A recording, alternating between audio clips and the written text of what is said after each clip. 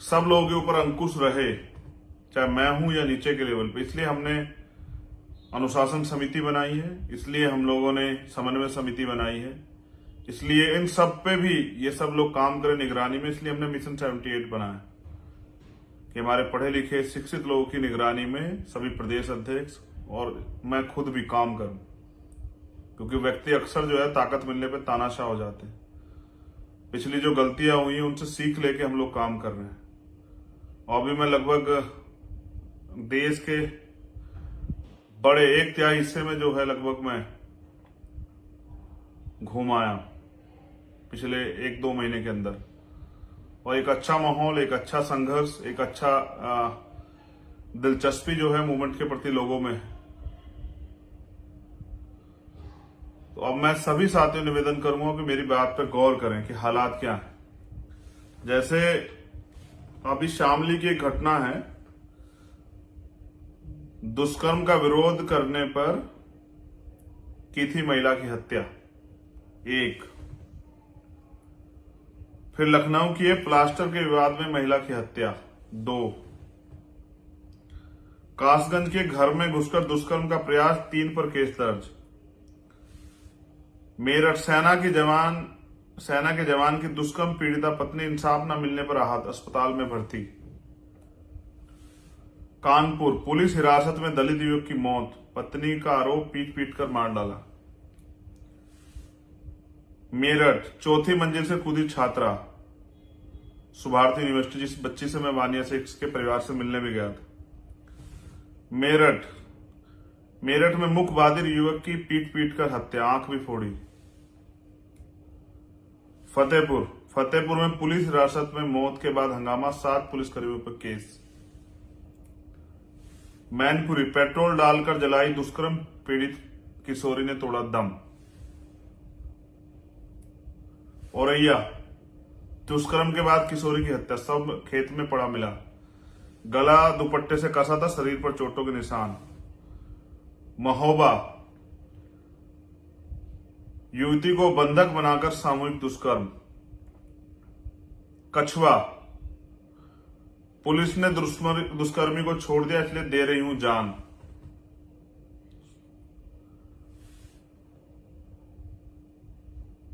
झांसी में दलित छात्रा ने किया आत्मदाह, कोहराम।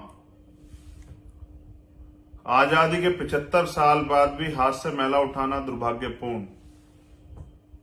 सीवर में 2 लोगों की मौत से हाईकोर्ट ने डीडीए को लगाई फटकार। जलालपुर अंबेडकर नगर सिस्टम ने ली सामूहिक दुष्कर्म पीड़िता की जान।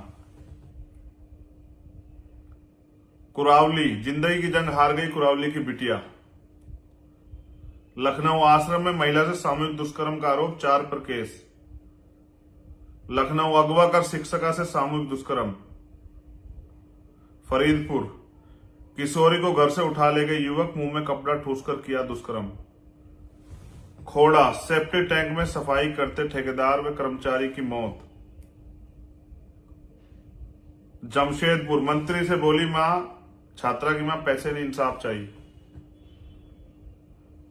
भोपाल एमपी टूरिज्म दफ्तर में महिला का यौन शोषण, आत्महत्या की कोशिश। आजमगढ़ में दुष्कर्म के बाद 8 वर्ष की बच्ची की हत्या, आरोपी गिरफ्तार। नई दिल्ली 7वीं कक्षा की छात्रा से दुष्कर्म।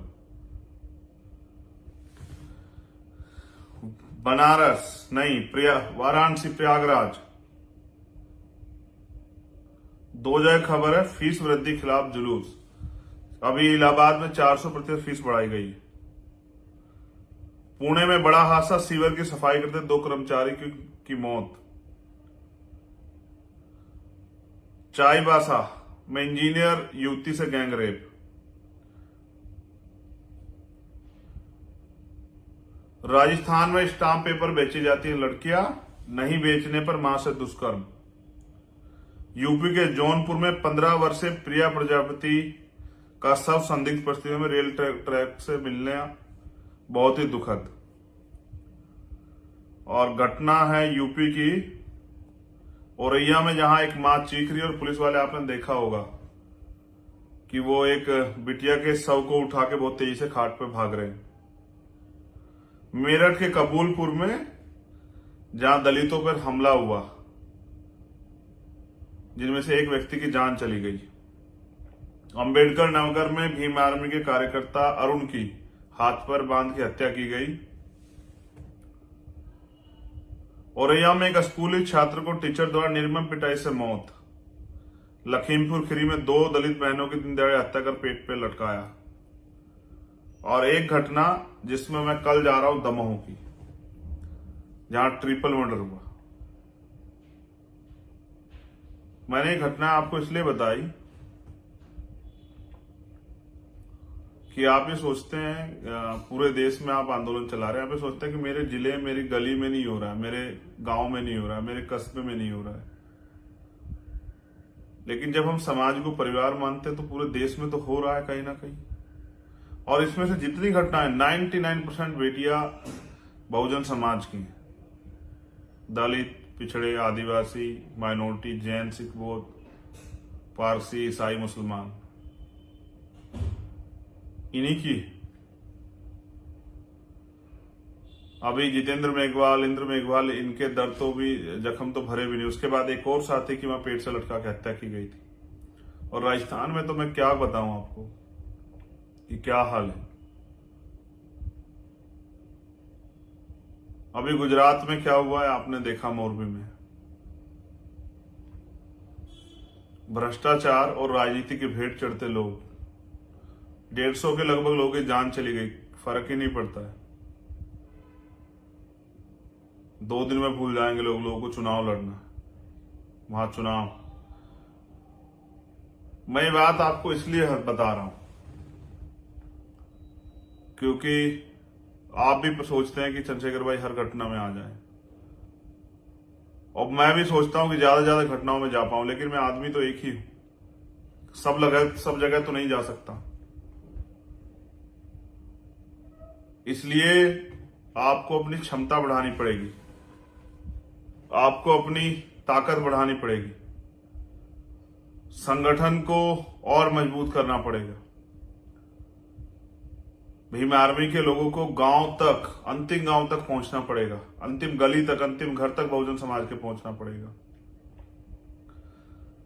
यह न्याय आजाद भारत में खत्म होने के बजाय बढ़ रहा है। मेरा प्रयास रहता मैं सभी घटनाओं में जाऊं, लेकिन मुझ अकेले से सब नहीं होगा। आपको इतना मजबूत संगठन बनाना होगा कि वहां का शासन और प्रशासन सक्रिय रहे। ये एक अच्छी बात है कि आज हजारों मुकदमे लिखे जाते हैं।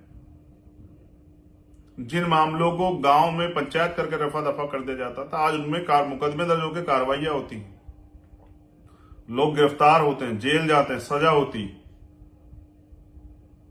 इसके लिए मैं भीम आर्मी के आजाद समाज पार्टी के साथियों का धन्यवाद करता हूं। लेकिन ये उनको सजा दिलाना या घटनाओं पे जाना, ये कोई परमानेंट सोल्यूशन नहीं।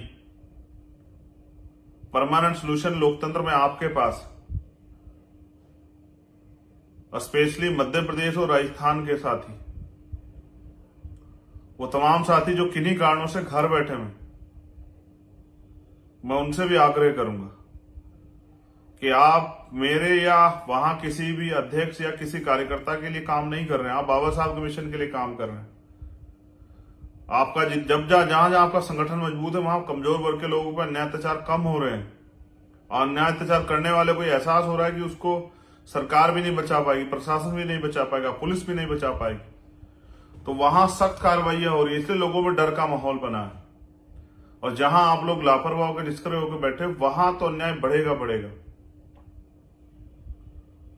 मैं लगातार, आपको याद है, मैं राजस्थान गया, मध्य प्रदेश लगातार जा रहा हूं, कल फिर मध्य प्रदेश जाऊंगा। लेकिन मैं तो ये कह रहा हूं कि इन सब जगह आप लोगों को अपने पैरों पे खड़ा होना पड़ेगा, और कोई काम नामुमकिन नहीं है। दुनिया में कोई काम ऐसा नहीं जो नामुमकिन हो। अगर आप सच्ची तमन्ना से करो तो रास्ते हजार होते, साहब काशीराम कहते हैं। और उन्होंने कहा मुर्दा लोग मिशन नहीं चलाते और जिंदा लोग रुकने नहीं देते। तो आप तो जिंदा लोग हो, आपके अंदर बल है, आपके अंदर क्रांति की ज्वाला है, आपके अंदर संघर्ष करने का मादा है। अगर आज आप अपना कैरियर छोड़ के मिशन मूवमेंट का काम कर रहे हैं, और कोई करे ना करे, जो लोग नहीं जानते उनके लिए नहीं कह रहा हूं, लोग जो जानते हैं कि ये सब चीज दांव पे लगा के काम कर रहे हैं, ना अपना दिन देखते हैं, ना रात देखते हैं, ना घर देखते हैं, परिवार देखते हैं, ना जेल देखते हैं, ना मुकदमे देखते हैं। आसान है घर पे बैठ के बात करना। हर मां चाहती है भगत सिंह और चंद्रशेखर आजाद पैदा हो, लेकिन हो पड़ोसी क्या कि उनको शहादत देनी। तो मैं इसलिए आपसे अपील कर रहा हूं, मैं तो आपके कार्य का सम्मान करता हूं दिल से। मैं दो चीजें आपसे आज कह रहा हूं। पहली, ज्यादा से ज्यादा बीमारी पाठशालाएं खोलिए, और जब वो मेरे पास उनकी जानकारी आएगी तो मैं उनको ट्वीट करूंगा, उनको फेसबुक से वो करूंगा, और मैं आपका धन्यवाद करूंगा कि आप एक अच्छे काम को अंजाम दे रहे हैं। फिर मैं दूसरी बात इसी कड़ी में आपसे कह रहा हूं कि जो लोग काम कर रहे हैं उनको महापुरुषों को पढ़ने की जरूरत है, ना कि उनको दिया बत्ती करने की, उनके पीछे चलने की। उनको जरूरत है उनकी विचारधारा को समझने की और समझ के उसको आगे बढ़ाने की। जब तक आप उनको पढ़ोगे नहीं, तब तक आप कैसे जान लो कितने 2 लाइन बोल दी किसी महापुरुष के बारे में। जब तक आप बाबू जगदेव प्रसाद कुशवाहा को, मामना रामसु वर्मा को नहीं पढ़ोगे, अर्जक संघ को नहीं पढ़ोगे, आपको क्या पता क्या है। कोई 2 अच्छी लाइन बता देगा, आपको पसंद आ गई, बोलने में अच्छी है, सुनने में अच्छी, लोग तालियां बजा देंगे, विरोधी गालियां दे देंगे, इससे हमारा काम आगे नहीं बढ़ेगा।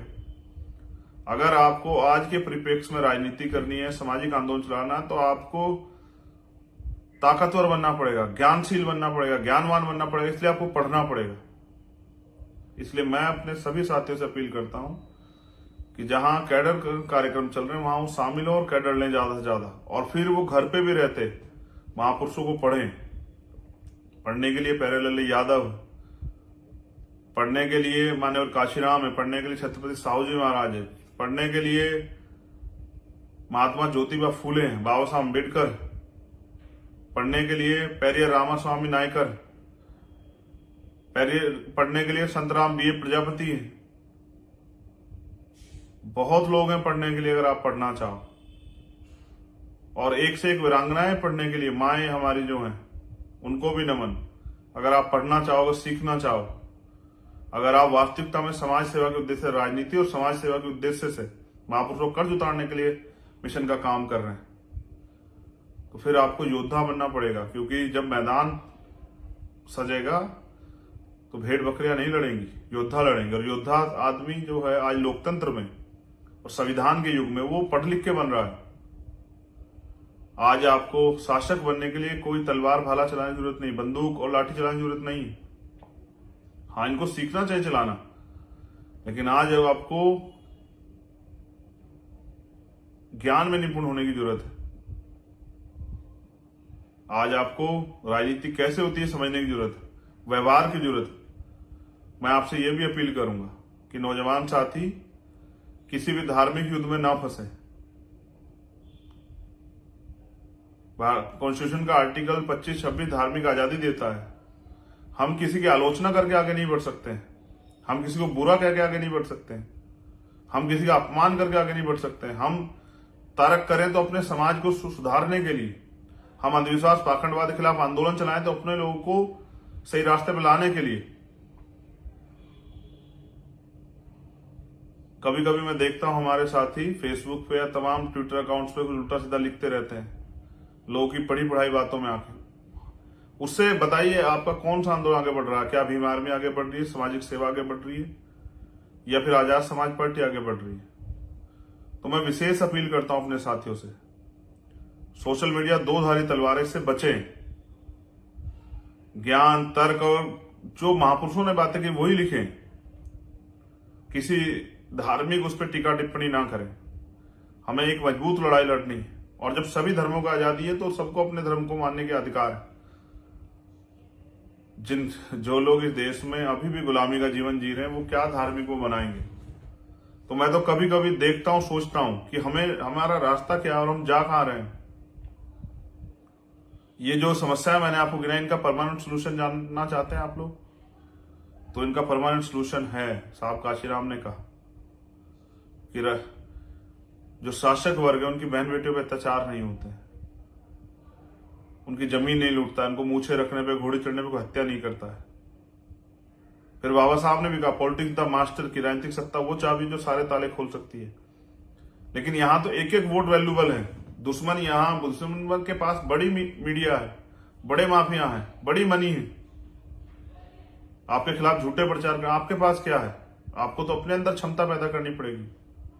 उनके झूठ का ढिंढोरा पीटने के लिए, उनकी गलतियों को छिपाने के लिए बहुत सारी चीजें हैं।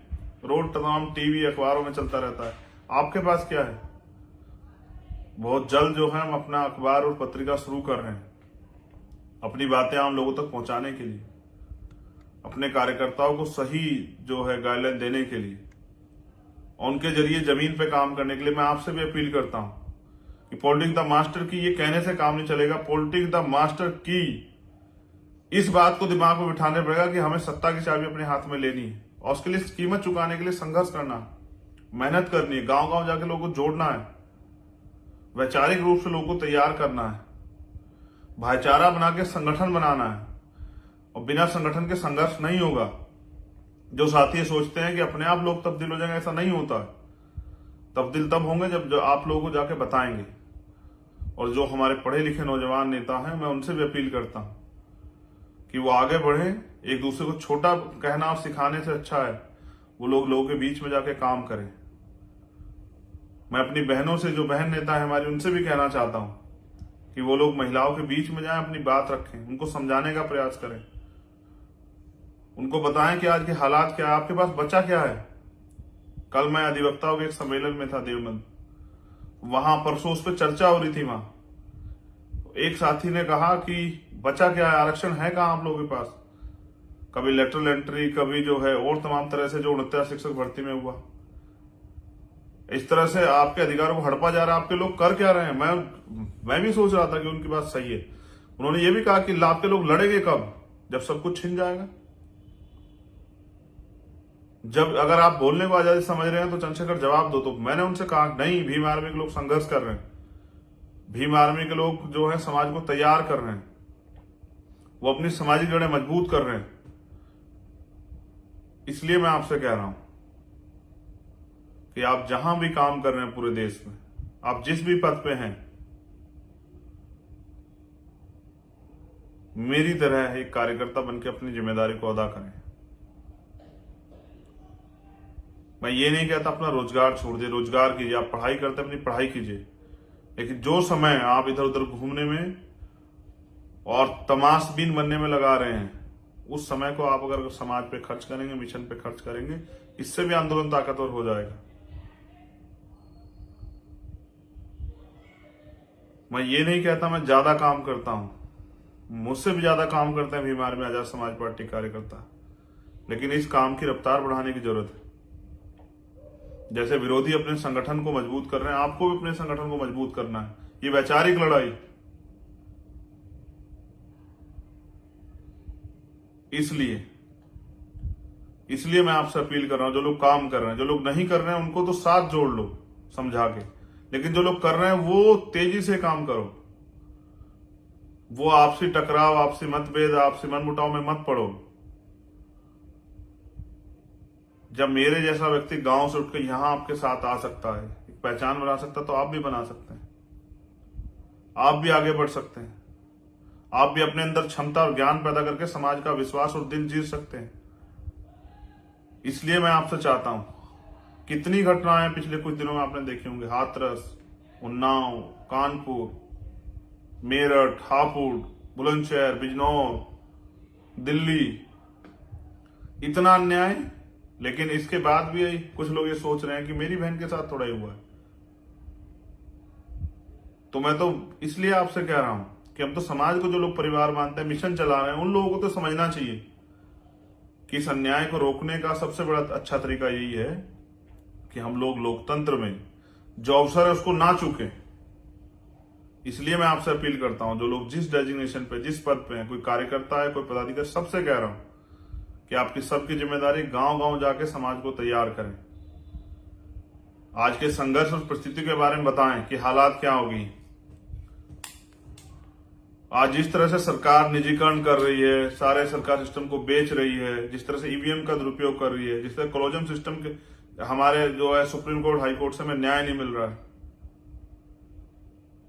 जिस तरह से अन्याय बढ़ता जा रहा है, जिस तरह से आप देखो किसानों मजदूरों के हाल है, अगर आप इस अन्याय को रोकना चाहते हैं तो आपको ताकतवर बनना पड़ेगा, एक बड़ी लाइन खींचनी पड़ेगी। और मैं तो ये भी कहूंगा कि जो जिस तरह से दूसरी पार्टी के लोग व्यक्तिगत टिप्पणी और आलोचना करते हैं, आरोप लगाते हैं, आपसे भी कह रहा हूं, बहुजनों की एक दूसरी पार्टी है, आप उनके लोगों को भी कहना बंद करो, उन पे भी टिप्पणी मत करो। मैं तो अपने सभी साथियों से कहूंगा कि हमें कोई जरूरत नहीं उनकी टिप्पणी पर करने की, वो तो अपने आप, उनको खत्म करने के लिए तो उनके नेता ही बहुत हैं, हमारी क्या जरूरत है। और कोई किसी को खत्म नहीं कर सकता, हमें तो आगे बढ़ाना अपने काम को। जब हमारे महापुरुष हमें कह के गए तो हमें उस काम को आगे बढ़ाना। अगर हम उनके रास्ते पे चल रहे हैं तो हमें किसी पे टीका टिप्पणी नहीं करनी है, ना उनके नेताओं पे जो बहुजन समाज के दल है, ना उनके कार्यों, अपने कार्यों पे हम अच्छा बेहतर काम कर रहे हैं ये जनता तक पहुंचाना है। और जो ठगे गए लोग उनको विश्वास दिलाना है कि हम नौजवान लोग इस क्रांति की लड़ाई को बहुत मजबूती से वैचारिक रूप से लड़ रहे हैं। आज अगर भाषा बदली है संघ की, मैंने कहा आज मोहन भागवत कह रहे हैं कि वर्ण व्यवस्था खत्म होनी चाहिए, जाति व्यवस्था को भूल जाना चाहिए, कुएं तालाब एक होने चाहिए, शमशान एक होने चाहिए, तो ये आपके आंदोलन का बल है। लेकिन उनकी कथनी और करनी आप देख रहे हैं, वो तो कह तो रहे इस बात को बहुत दिनों से हैं, लेकिन वो इस पर कुछ करेंगे नहीं, क्योंकि सिर्फ आपको चुनाव नजदीक है, आपकी वोट लेनी है। जिस दिन आपसे वोट का अधिकार चला जाएगा, आपकी गली में कोई पैर नहीं रखेगा। आज आप पे वोट है इसलिए आपके पैर भी छुए जाते हैं, आपके पैर भी दबाए जाते हैं, आपके पैर भी धोए जाते हैं। लेकिन क्या मैं इन परेशानियों को गिनाता रहूं आपको? क्या इन दर्द पे आप लोग रोते रहे? क्या आप लोकतंत्र में, आजाद भारत में जब तक आजाद नहीं थे तब तक तो अलग बात थी, लेकिन अब तो आजाद अवसर है, 2 हाथ 2 आंख 2 पैर 2 कान, सारी चीजें तो बराबर दी हैं, दिमाग भी आप पे बराबर, फिर आप पीछे क्यों? इसलिए मैं आपसे कह रहा हूं कि आपको कुदरत ने जिन लोगों को 2 हाथ 2 पैर 2 आंख दिए हैं, 2 कान दिए हैं, एक अच्छा स्वस्थ शरीर दिया है, वो किसी से कमजोर नहीं। अगर वो आज पीछे है तो अपनी वजह से, या फिर जो अवसर की असमानता इस देश में है, तो उस असमानता को खत्म नहीं करोगे तो आने वाली पीढ़ी भी इसका शिकार होती रहेगी। अगर आप चाहते हैं आपकी आने वाली पीढ़ी सम्मान से जिए तो संघर्ष करें और दिल लगा के मेहनत करें, जमकर मेहनत करें। और अगर आप ये सोचते हैं कि आने वाली पीढ़ियों की जिम्मेदारी आपकी नहीं, वो गुलाम बने या इस देश में रेंग कर जिए या सुविधाओं के बिना जिए, तो फिर आप आराम से पढ़ के सोएं। मैं अपने अधिकारी कर्मचारियों से भी कह रहा हूं कि वो भी इस आंदोलन में, क्योंकि वो बुद्धिजीवी समाज है, वो भी भागीदारी करे। अब निर्णायक लड़ाई, इस निर्णायक लड़ाई में भीमार में आजाद समाज पार्टी के लोग बहुत मजबूती से संघर्ष कर रहे हैं। उनको आपकी जरूरत, आपके गाइडेंस की जरूरत, आपके अनुभव की जरूरत। किसी कारण वो आप तक नहीं पहुंच पा रहे तो आप जो है, मैं अपने अधिकारी कर्मचारी, आप पहुंचने का काम कीजिए, आप कोशिश कीजिए। मुझे भीम आर्मी के आजाद समाज ईमानदार कार्यकर्ताओं पे बड़ा गर्व कि वो बिना स्वार्थ के और बिना किसी आर्थिक मदद के वो संघर्ष कर रहे हैं। मैं उनसे कहता हूं उनकी कुर्बानियां व्यर्थ नहीं जाएंगी, इतिहास उनको याद रखेगा। आज जिस तरह से पुराने संघर्षशील महापुरुषों को याद रखा जाता है, आपका संघर्ष आपको यादगार बनाएगा, दुनिया में मरने के बाद भी जिंदा रखेगा। मैं आपसे अपील करता हूं, गांव गांव जाके संगठन को मजबूत करें, लोगों को जोड़ें, तोड़ने का काम ना करें, अपने व्यवहार से किसी को अपमानित करने का काम ना करें। ज्यादा से ज्यादा लोगों के बीच पहुंचे, उनकी परेशानियां सुने। हमारे लोग कम जा रहे हैं, विरोधी लोग ज्यादा जा रहे हैं, उनको बेवकूफ बना के ठगने का काम कर रहे हैं। हमारे लोगों को हम अपने दलों से जोड़ के उनकी वोट को लेकर उनके खिलाफ ही जो है काम कर रहे हैं, और हमारे लोगों को जानकारी नहीं है। इसलिए आपको उनके बीच में जाना है। मैं दिल्ली के साथियों से भी कहना चाहूंगा कि वो भी अब तेजी से काम करें। अवसर आपको दोबारा नहीं मिलेगा। आज आपके पास नाम है, प्लेटफॉर्म है, संघर्ष है, पहचान है, इसका फायदा उठाएं। मैं हरियाणा के साथियों से को भी कहना चाहूंगा, मैं मध्य प्रदेश राजस्थान के साथियों को कहना चाहूंगा, मैं छत्तीसगढ़ झारखंड के साथियों को कहना चाहूंगा, मैं उत्तराखंड और यूपी के एक साथी कहना चाहूंगा, मैं हिमाचल के साथियों को कहना चाहूंगा कि अपनी पहचान का प्रयोग करें, फायदा उठाओ, समाज को तैयार करें। आप पे विश्वास है लोगों का, इस बात को और मजबूत करें। मैं पूर्वांचल के साथियों से भी कहना चाहता हूं, गांव गांव जाएं, अपने विचार और अपनी बातों को लोगों के बीच में रखें, और अगर कोई समस्या आ रही है तो महापुरुषों को पढ़ें। मैंने 2 महापुरुषों के फोटो आज अपने साथ इसलिए लगाए कि आपको एहसास हो, जातियां आपके महापुरुषों ने नहीं बनाई, आपके लिए नहीं बनाई, जातियां तो आपको बांटने के लिए बनाई।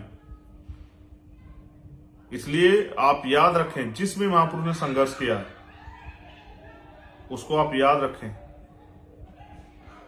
आज के दिन हम सरदार पटेल जी को भी नमन कर रहे हैं, क्योंकि उनका भी एक बहुत बड़ा योगदान है बाबा साहब के साथ।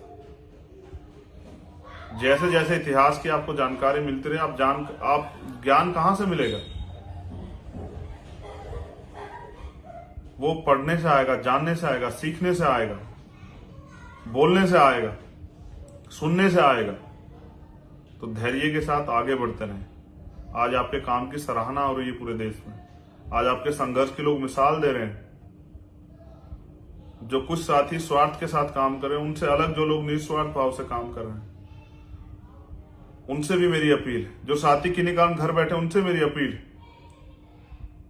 जो किसी कारण से मान सम्मान की बात सोच के छोड़ के बैठ गए, उनसे मेरी अपील है कि वो आए और मिलकर काम करें और अपनी ताकत को मजबूत करें।